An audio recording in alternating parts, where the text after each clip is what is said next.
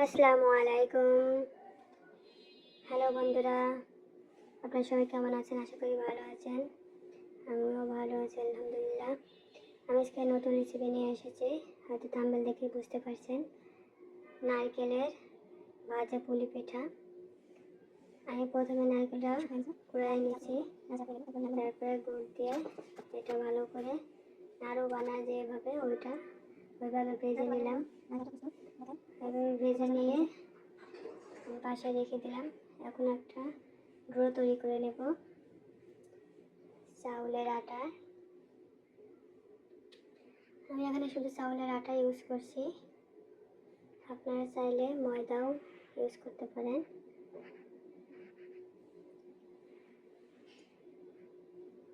হালকা একটু লবণ দিলাম, লবণ দিয়ে গরম পানিতে আমি সিদ্ধ করে নেব আটাটা।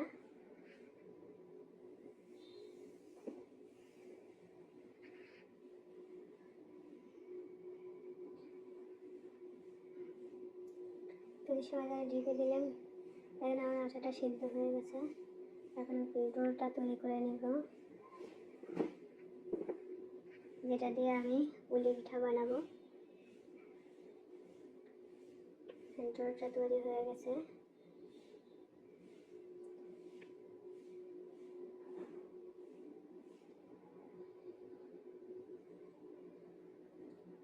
এখন আমি ছোট ছোট করে রোড তৈরি করব, যেটা আমি মেশিনের সাহায্যে বানাবো, হাতে বানাবো না আজকে। এইভাবে ছোট ছোট করে বলের মতো করে বানিয়ে নিয়েছি। এখন আমি মেশিনের সাহায্যে বানিয়ে নেব। আপনারা চাইলে হাতেও বানাতে পারেন।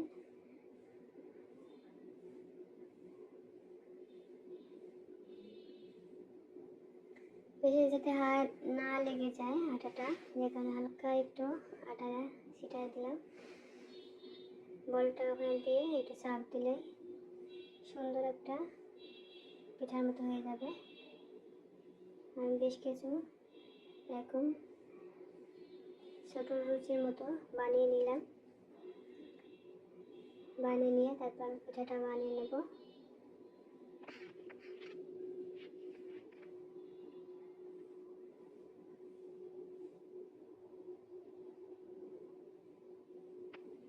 দেখেন গাইস, এখন আমি পিঠাটা বানিয়ে নিচ্ছি। এক পাশে রুটির মতো বানাতে হবে, আর এক পাশে দিয়ে পুলি পিঠা বানাতে হবে। আমি নারকেলেরটা দিয়ে দিলাম, নারকেল ভাজাটা। দেখুন এখন আর পুলি পিঠাটা হয়ে গেল। এইভাবে সব পুলি পিঠাগুলো বানিয়ে নিলাম। দেখেন গাইস, দেখতে অনেক সুন্দর লাগছে। আমি এখন ভেজে নেব সব পিঠাগুলো, একে একে দিয়ে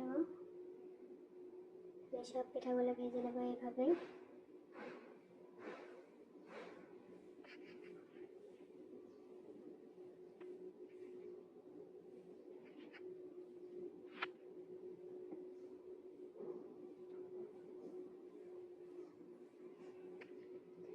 এটাকে বলে নারকেলের ভাজা পুলি পিঠা।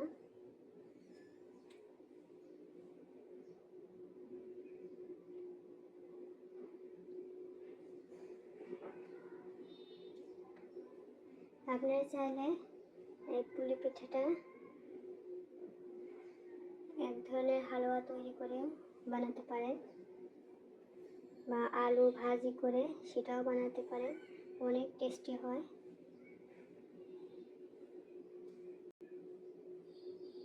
নারকেলের পরিবর্তে আলু ভেজে দিয়ে এভাবে পুলি পিঠা বানিয়ে ভাজি করলে অনেক টেস্টি হয়। আপনারা ট্রাই করতে পারবেন।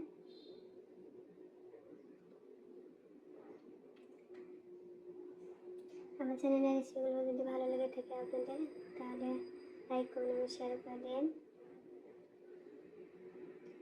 আর পিঠাগুলো প্রায় ভাজি করা হয়ে গেছে। দেখেন গাইস,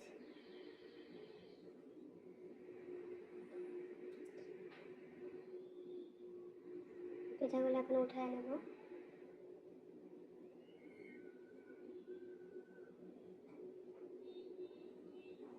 এইভাবে সব পিঠাগুলো আমি ভাজি করে নিলাম।